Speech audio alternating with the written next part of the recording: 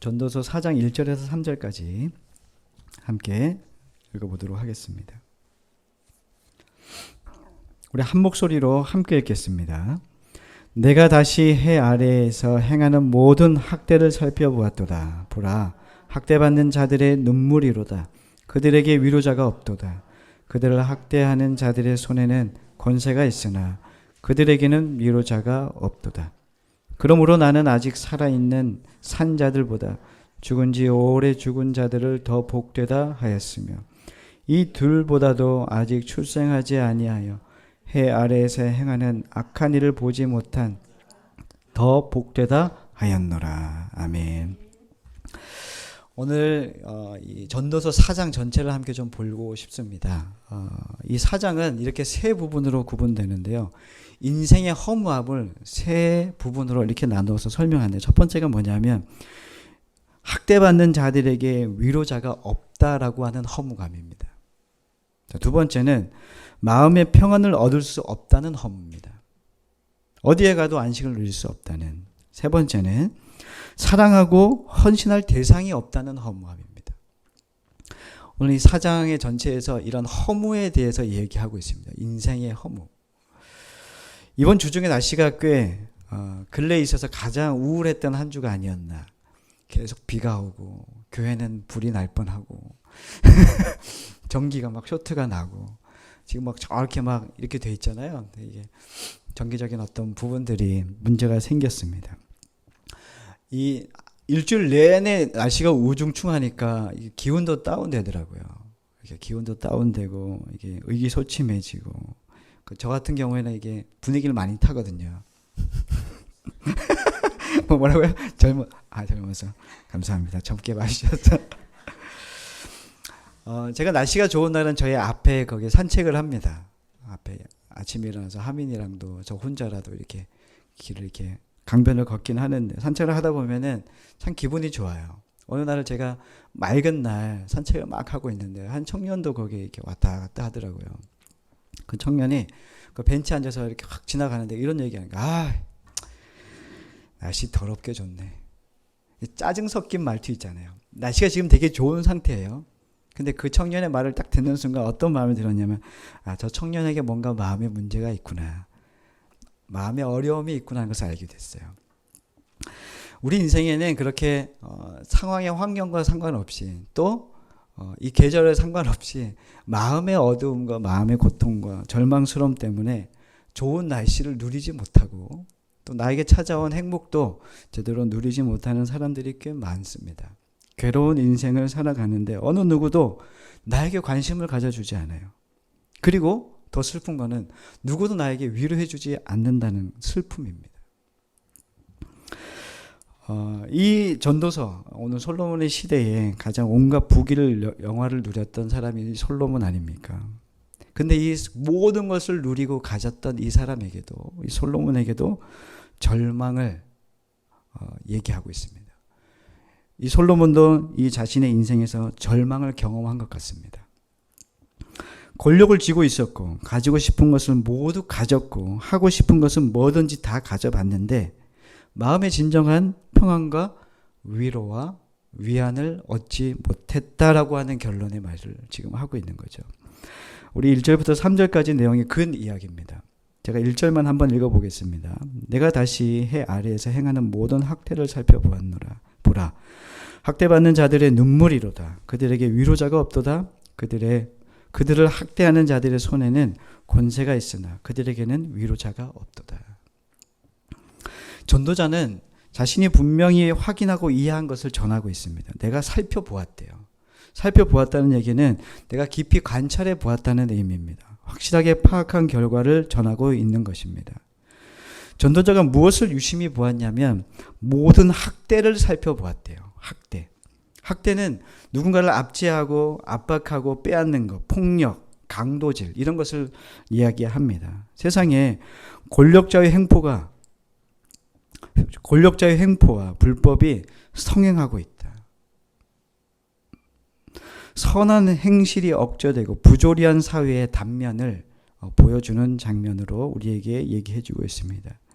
자기 권리를 누리지 못하는 시대, 자기가 마땅히 누려야 되는 그 평안과 위안을 전혀 이 시대 가운데 누리지 못하고 있는, 그래서 전도자는 그들에게 위로자가 없다 이렇게 이야기하고 있습니다.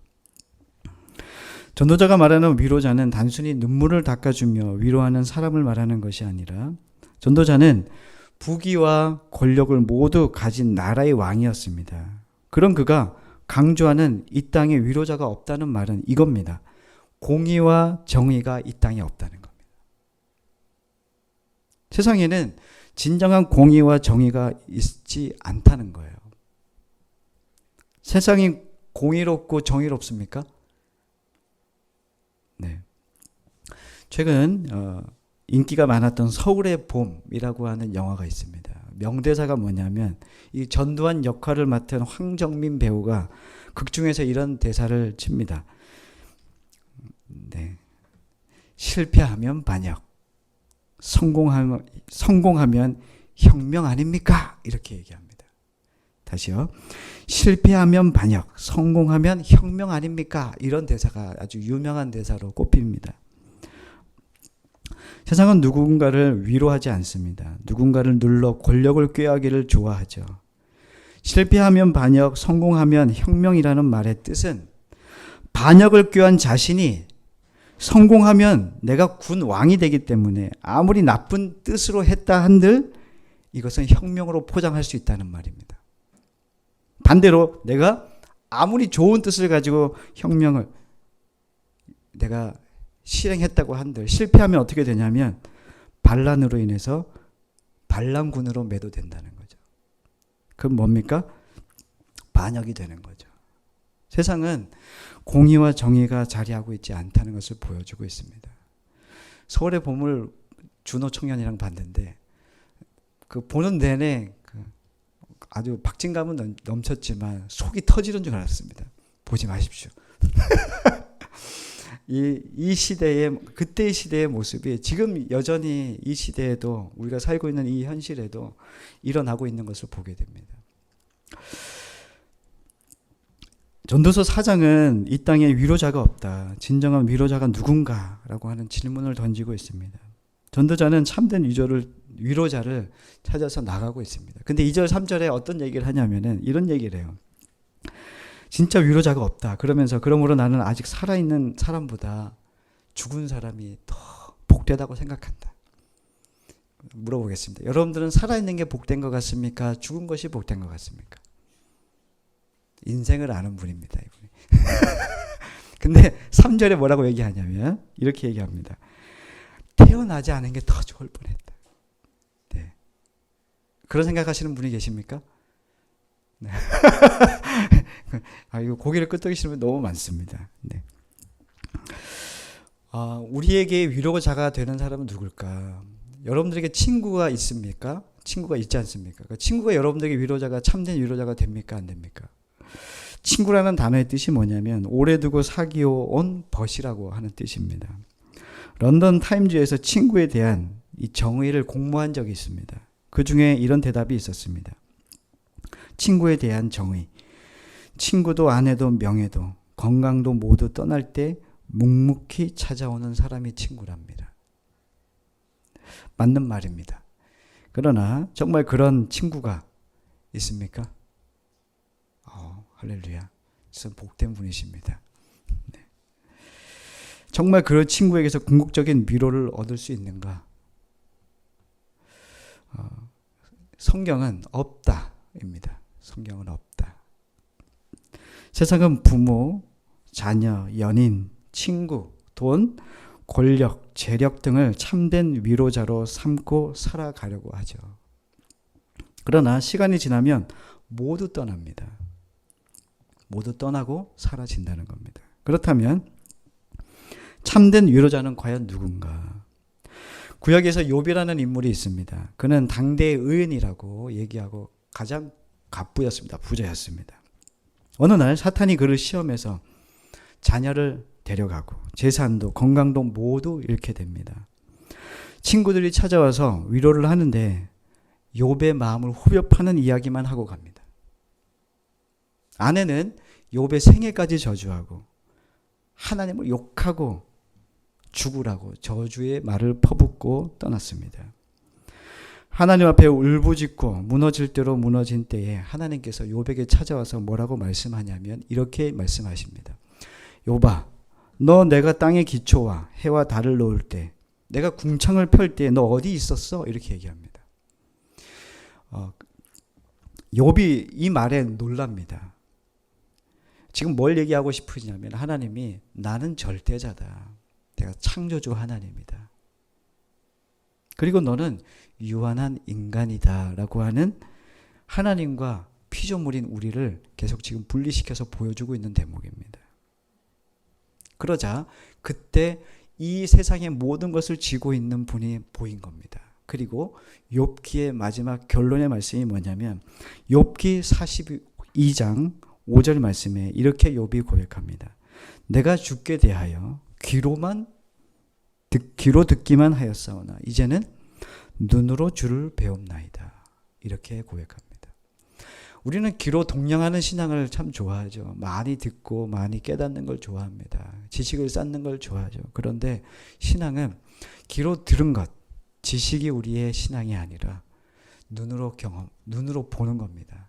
실제로 주님이 보이진 않습니다. 그러나 주님을 믿은 자, 주님과 함께 동행하는 사람은 예수님이 가신 길이 말씀을 통해 보여지게 됩니다. 하나님에 대한 인식과 신앙이 달라지는 순간이 이 욥에게 찾아왔습니다. 욥에게는 다른 위로자가 없다는 걸 이제 깨닫게 된 겁니다. 친구도 아내도 아닙니다. 욥에게는 하나님만이 나의 참된 위로자가 되신다 고백합니다. 솔로몬은 가장 갑부였습니다. 모든 것을 가진 자였습니다. 왕이었습니다. 가장 큰 지혜를 가진 자였고 욥은 망할 대로 망한 사람입니다. 둘의 아주 정반대되는 인생인데 결론은 같습니다. 욥의 결론과 솔로몬의 결론은 참된 위로자는 이 세상에 없고 하나님만이 참된 위로자라는 것을 결론 지었습니다. 우리 7절 8절 말씀을 함께 읽어보겠습니다. 시작. 내가 또 다시 해 아래에서 헛된 것을 보았도다. 어떤 사람은 아들도 없고 형제도 없이 홀로 있으나 그의 모든 수고에는 끝이 없도다. 또 비록 그의 눈은 부요를 족하게 여기지 아니하면서 이르기를 내가 누구를 위하여는 이같이 수고하고 나를 위하여는 행복을 누리지 못하게 하는가 하여도 이것이 헛되어 불행한 노고로다. 아멘. 사람들은 열심히 일하며 삽니다. 그런데 수고에 끝이 없다라고 얘기합니다. 여러분은 매일매일 수고하며 열심히 사십니다. 맞습니까? 그런데 우리는 이 안식을 위해서 열심히 오늘을 사는 겁니다. 나는 분명히 안식이 있을 거야. 내가 이렇게 살면 이렇게 어떠한 나에게 오는 이 수고가 끝나는 날이 있을 거야 라고 생각합니다. 그런데 아무리 하루를 열심히 일하고 수고해도 참된 안식을 맛볼 수 없다는 겁니다. 우리는 보통 안식을 쉼이라고 보통 생각합니다. 열심히 일한 당신 떠나라.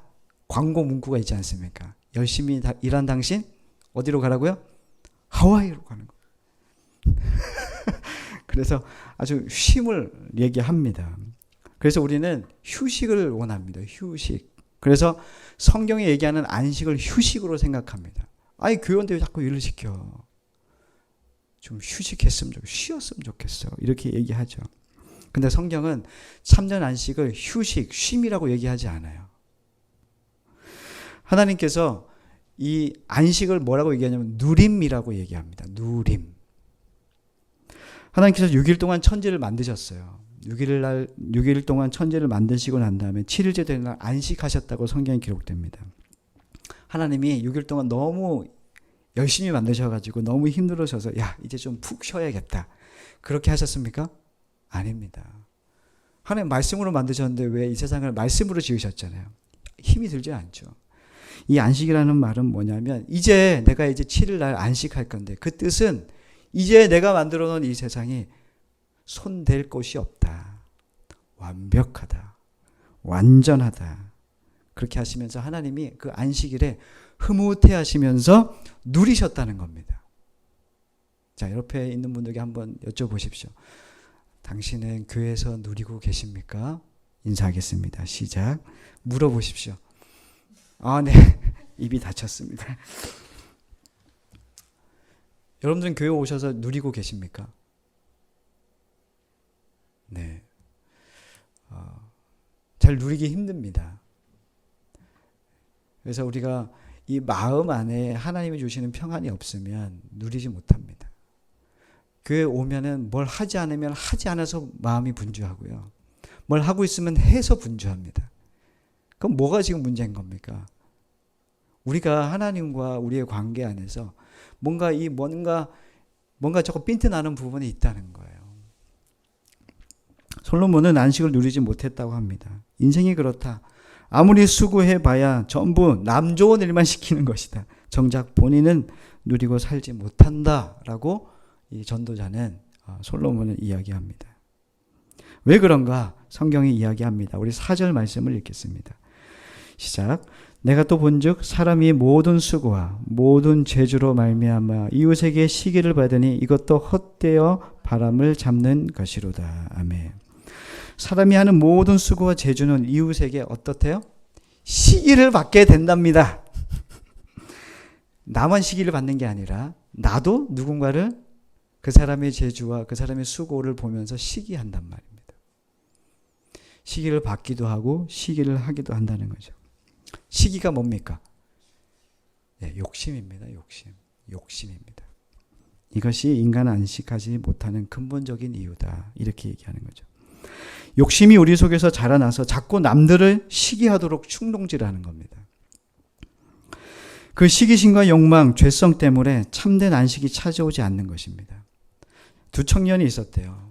시골에서 두 친구가 열심히 이제 서울로 올라가 도시로 가서 열심히 공부해서 내가 이제 해경이 되겠다라고 하는 이제 굳은 마음을 가지고 두 친구가 이제 도시로 올라왔대요. 시험을 둘 다 봤습니다. 근데 시험의 결과가 다른 겁니다. 한 청년은 시험에 붙고 한 청년은 떨어진 거예요. 함께 서로 의지하면서 동고동락하면서 이제 서로 힘이 되어졌는데 시험을 같이 쳤는데 결과가 한 친구는 붙고 한 친구는 떨어진 겁니다. 기뻐하지도 못하고 슬퍼하지도 못하는 이 애매한 상황들이 펼쳐지고 있는 겁니다. 자, 이제 시간이 지나서 이제 시험을 봐야 되는, 이제 체력 시험을 봐야 되는 때가 왔어요. 그래서 이 합격한 친구가 체력 시험을 보기 위해서 가는 날 아침 떨어진 친구가 와서 그에게 드링크제를 내밉니다. 이거 먹고 힘내. 이렇게 보냈죠.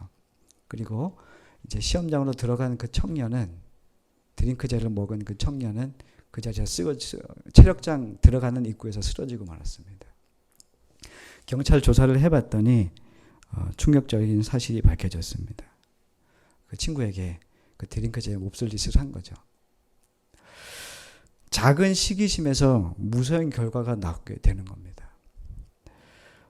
교회 안에도 시기심이 있습니다. 교회 안에 일어나는 일들은 세속적인 일들이 아니에요. 하나님을 찬양하고 하나님을 위하여 또 서로 사랑하는 마음으로 애쓰는 모습들이 교회 안에 여전히 있습니다. 예배, 기도, 성경 공부, 헌신, 봉사일들이 그런 내용들입니다. 그런데 친한 권사님, 친한 집사님이 나보다 예배도 잘 드리고 기도도 너무 은혜롭게 잘하고 또 열심을 또 잘해서 성경 공부도 하고 그런데 헌신과 봉사도 잘해서 사람들이 그 사람만 보면 너무 칭찬을 하는 겁니다. 근데 나에게 그런 게 없어. 그래서 뭐 합니까? 그 사람에게 칭찬하지 못하고 뭐 합니까? 시기하기 시작합니다. 그럼 교회 오면은 가자미가 됩니다. 그래서 교회 올 때마다 흘겨보는 겁니다. 평소 때는 괜찮았단 말이에요. 근데 교회 안에 하나님을 향해서 그렇게 열심히 하는 그 친한 집사님과 권사님의 모습이 어느 순간 나에게 저 사람의 행동이 불편한 겁니다. 시기가 생기는 겁니다. 왜요? 내가 그렇게 사람들에게 인정 못 받는 내가 저 사람보다 더 잘해야 되는데 라고 하는 여전히 이 종교 안에도 이 신앙 안에도 욕심이 들어앉아서 하나님과는 전혀 관계없이 이러한 신앙생활을 하고 있다는 거죠. 눈을 흘겨본다든지 뒷담화를 하는 이런 일들이 계속 이루어지고 있는 겁니다. 그래서 그걸 지적해주면 뭐라고 하냐면 이거는 거룩한 시기심입니다. 이렇게 얘기하는 말도 안 되는 이야기들을 해야 된다는 거죠. 인간이 만든 평화는 무엇입니까? 힘의 균형입니다. 서로 싸우고 전쟁을 치러 평화를 이룬다. 하지만 언제 깨질지 모르는 불완전한 것입니다. 참된 평화가 아니라는 말입니다. 예수님을 통해 우리는 참된 평화와 평안을 누리게 되어 있습니다. 하나님과 우리 사이에 막힌 담을 예수님께서 회복시켜 주셨습니다. 이것이 참된 평화입니다. 아멘이십니까? 하나님과의 관계가 회복되면 참된 평화가 찾아옵니다. 하나님과의 관계가 먼저 온전히 회복되지 못하면 참된 평화가 없습니다. 여러분들의 주변에 아무리 생활 주변에 많은 것들이 여러분들에게 만족을 준다 해도 그것으로 인해서 여러분들은 참된 만족이 지속되지 않는다는 말입니다. 하나님만이 우리의 상황과 조건에 상관없이 그분의 임재와 그분이 하나님과 우리의 관계를 이 막힌 담을 헐어주실 때만 우리는 참된 평안과 안식을 누릴 수 있다는 것입니다. 3살 정도의 아이들을 이게 핸드폰을 쥐어주면 안 놔요. 아시죠? 안 놓으면 그거를 뺏으려면 어떻게 해야 됩니까? 그렇죠. 다른 것을 쥐어주면 됩니다. 그러면 그 아이가 다른 것을 쥐는 이유는 뭡니까? 이것보다 이게 더 좋기 때문에 바꿔지는 겁니다. 신앙생활도 똑같습니다. 여러분들이 여전히 세상과 주님을 섬기고 있는데 힘들어. 내가 주님 안에서 평안을 누리고 안식을 누리고 싶고 주님이 주시는 이 위로를 얻고 싶은데 여전히 그렇지 못해. 그 이유는 뭔지 아십니까? 여러분들이 한 손에 세상이 여러분들이 생각하는 이 평안과 안식을 주겠다라고 하는 그 뭔가를 쥐고 놓지 않기 때문입니다. 그것을 놓는 순간 내가 더 좋은 거예요. 하나님 우리에게 더 좋은 것을 주고 싶으시거든요. 잠깐의 위안을 주는 그것이 아니라 영원한 것을 주고 싶으신 거예요. 그게 우리에게 더 좋은 거라고 말씀해 주시고 계십니다. 근데 이걸 잡으려면 뭐 해야 됩니까? 이것을 내려놔야 됩니다. 그것이 우리에게 힘든 부분이죠. 내려놓지 않고서 주님의 것을 가질 수는 없습니다. 우리 아까 저 높은 하늘 위로 찬양했잖아요. 거기서 그런 말이 나와요. 찬양 가사 중에. 주님을 선택하는 것. 주님의 길을 선택하는 것. 예수를 선택하는 것. 매 순간순간에 우리가 선택하는 것이 두 갈래의 길이 있단 말입니다. 주님을 따를 것인가? 주님을 선택할 것인가? 나를 선택할 것인가? 내가 원하는 것을 선택할 것인가? 세상이 얘기하는 것을 내가 좋다고 얘기하는 거 그걸 선택할 것인가? 아니면 세상이 전혀 그거 중요하지 않다고 얘기하는데 내가 보기에 말씀을 보니까 이게 귀하다. 이게 선하다. 이게 가장 우리에게 좋은 것이라고 하는 것을 선택할 것인가? 라고 하는 이 두 갈래길에 우리가 서 있단 말입니다. 내 안의 욕심과 이기심을 이길 수 있는 유일한 방법은 더 좋은 것을 발견할 때입니다. 그래서 사도 바울은 이렇게 빌립보서 3장에서 이렇게 얘기합니다. 오직 한 일, 즉 뒤에 있는 것은 내가 잊어버리고 앞에 있는 것을 잡으려고 달려간다. 이렇게 고백합니다. 이제는 내가 이전에 가지고 있던 것이 이제 배설물처럼 여겨진 거예요. 그래서 이제 앞에 보이는 예수 그리스도가 이제 나에게 가장 좋은 것이라는 것을 깨닫게 된 거예요. 그리고 그것을 선택하여 주님을 쫓아간다. 이렇게 얘기합니다. 쫓아간다는 의미는 뭐냐면 로마 시대의 귀족들이 사냥 경주를 했답니다. 거기서 유래된 말이랍니다.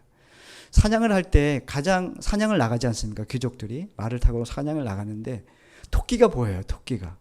그럼 토끼의 점수보다 그보다 더 큰 짐승이 있을 거 아니에요. 뭐 노루가 있다든지. 그러면은 토끼 점수보다 노루 점수가 더 커요. 토끼를 쫓다가 막 사냥꾼이 토끼를 쫓다가 쏠려고 하는데 마침 옆에 노루가 지나갑니다. 그러면 토끼가 더 좋습니까? 노루가 더 좋습니까? 노루 점수가 더 좋단 말이에요. 경주를 하니까 지금 내기를 하는 거니까. 그러면은 선택을 해야 돼요. 뭐 해야 돼요? 토끼를 포기해야죠. 그리고 뭘 하는 거예요? 노루를 쫓아가는 거예요. 그게 쫓는다는 표현이랍니다. 우리가 더 좋은 것을 선택하면, 내가 더 좋은 것을 발견하면 내가 이전에 쫓던 것을 버리게 되는 거예요. 포기하는 거예요. 그리고 나에게 더 좋은 것을 향하여 쫓아가게 되어 있다는 것을 말씀하고 있는 겁니다. 성경의 모든 인물들은 하나님의 사람들은 모두 그 두 갈림길에서 주님을 선택한 사람들입니다. 그리고 주님을 선택하지 못한 사람도 있습니다. 그리고 우리에게 들이미는 거예요. 성경을. 너희들은 무엇을 선택할 거냐. 크리스천들에게 그 무엇과도 비교할 수 없는 가치가 있습니다. 바로 예수 그리스도이십니다. 예수 그리스도를 붙잡기 위해서는 다른 것들은 손에서 놔야 합니다.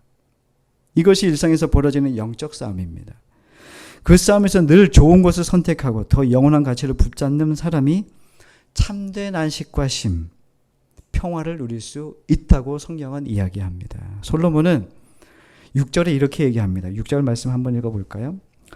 두 손에 가득하고 수고하며 바람을 잡는 것보다 한 손에 가득하고 평온함이 더 나으니라.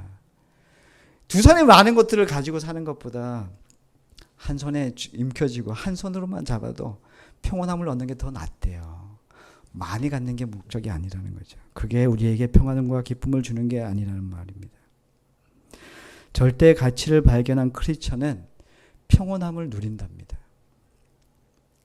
우리 마태복음 말씀 한번 찾아보겠습니다. 마태복음 5장입니다. 마태복음 5장 35절입니다.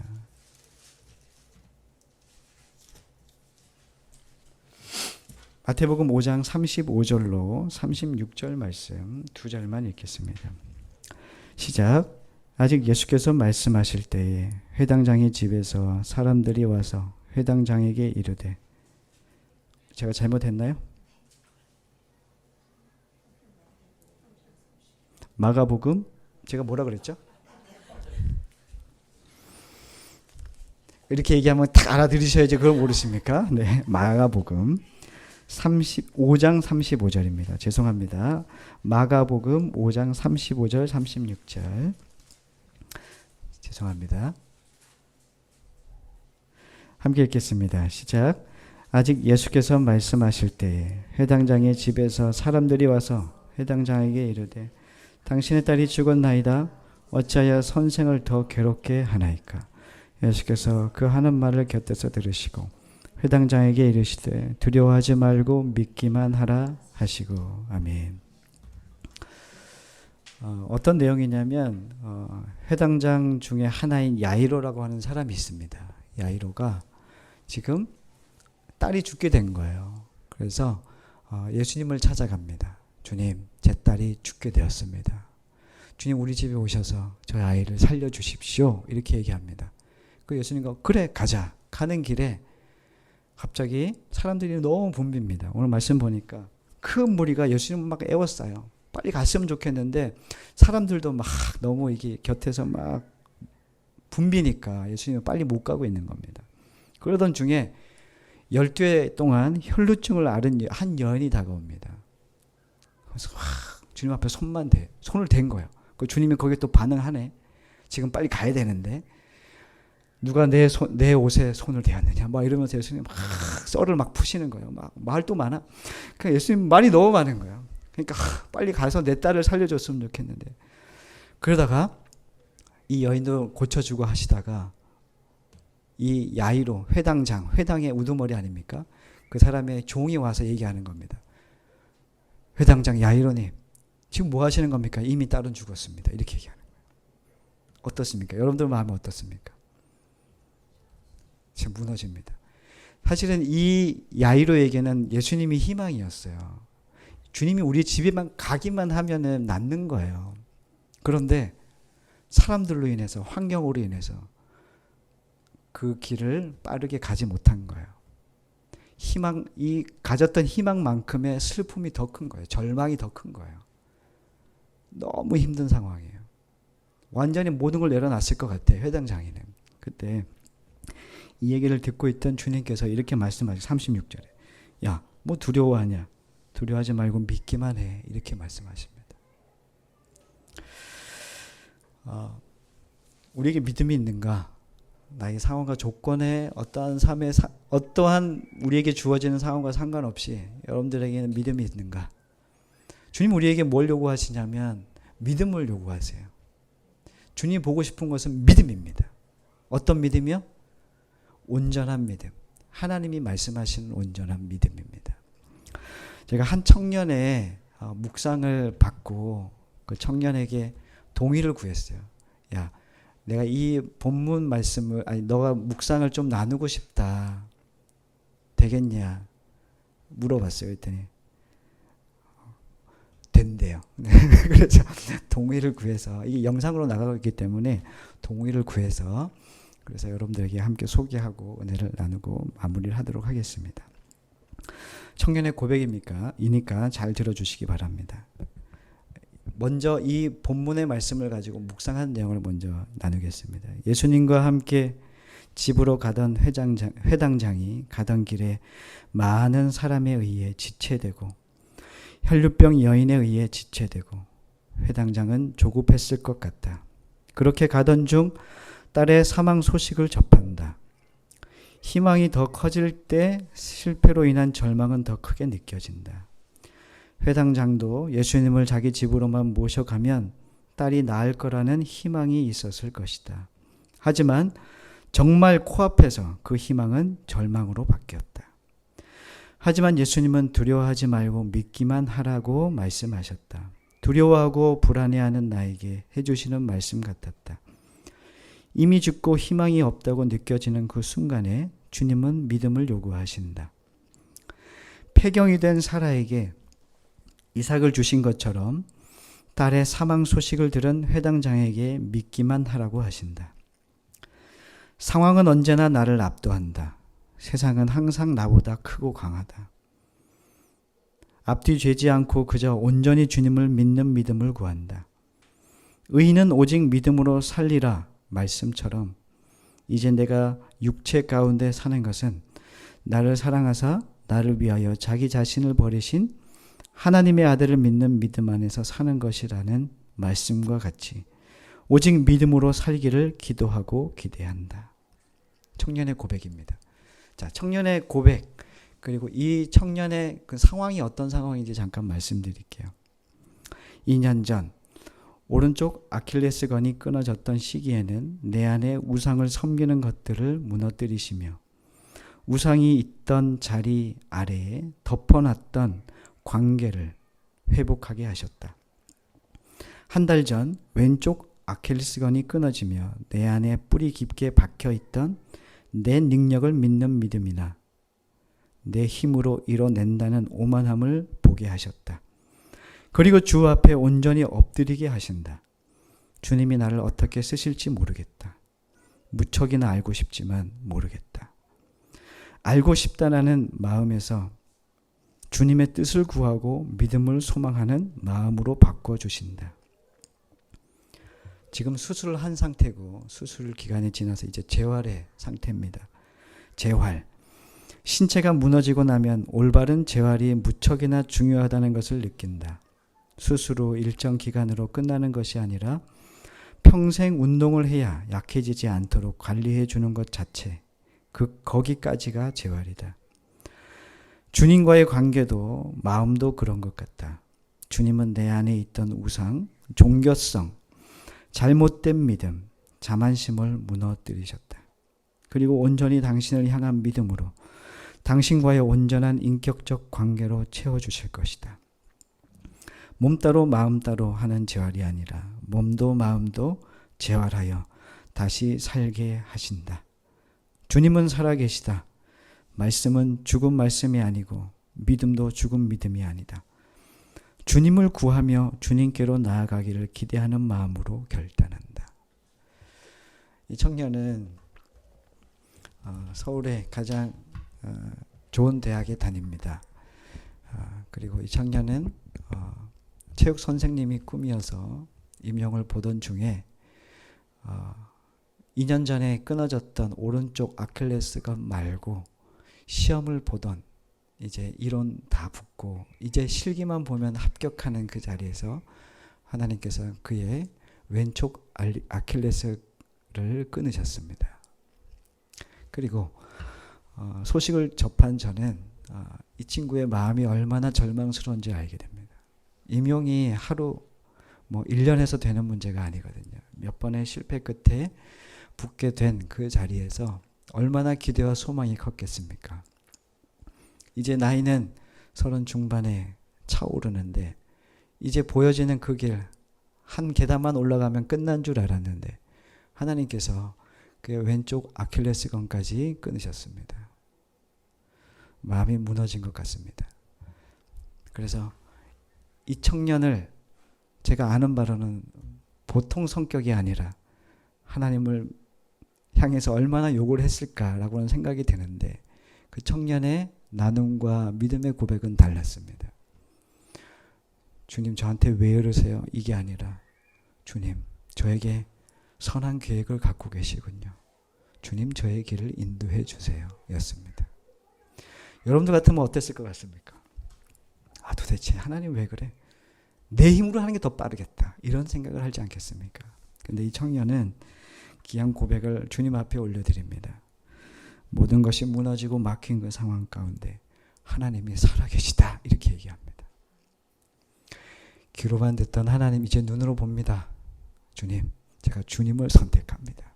그럼에도 불구하고 주님을 따르겠습니다. 이 청년의 고백이 딱 들리는데 너무 감사한 거예요. 그러면서 저를 한번 되돌아보게 되었어요.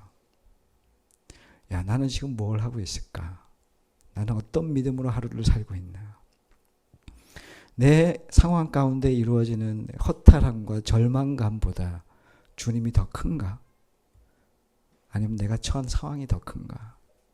보게 됩니다. 이제 여러분들과 저는 더 좋은 것을 바라보고 더 좋은 것을 발견한 사람이라고 저는 믿습니다. 근데 이제 그 더 좋은 것을 주신 분을 선택하는 싸움을 각자 하셔야 됩니다. 그리고 우리 교회가 해야 됩니다. 무엇이 더 큰가? 무엇이 더 우리를 살게 하는가? 정말 무엇이 살아있고 영원한 것인가를 선택하는 이 싸움을 우리가 함께 해 나가길 원합니다. 결국에 주님께서 그 선택으로 우리가 절망과 초조함 가운데 지내는 우리가 아니라 참된 평화와 안식을 누리게 해주실 겁니다. 그분이 참된 위로자 되시는 우리 하나님이 되십니다. 그 하나님을 믿고 우리가 살아갑시다. 그리고 우리 교회가 그렇게 아름답게 주님 앞에 그렇게 그 선택을 부단히 눈물을 흘리면서까지 해나가는 교회가 되어서 하나님께서 이 교회를 사용하시지 않으면 안 되겠다는 마음이 들 때까지 주님 앞에 그렇게 신실하게 나아가는 우리 모두가 되기를 간절히 소망합니다. 우리 함께 잠깐 기도했으면 좋겠습니다.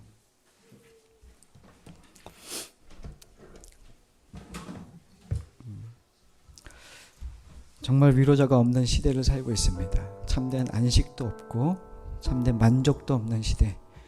그 세상 한복판에 서 있는 우리들에게 오늘 말씀을 통해 하나님이 우리의 참된 위로자 되시고 하나님만이 우리에게 참된 안식을 주실 수 있다고 말씀해 주십니다. 하나님, 우리를 인도해 주십시오. 주님보다 세상의 것이 더 눈에 크게 보일 때가 있고 내가 주님을 얻은 것보다 세상 사람들이 부동산과 세상의 권력과 힘을 갖는 것이 더 크게 보일 때가 있습니다.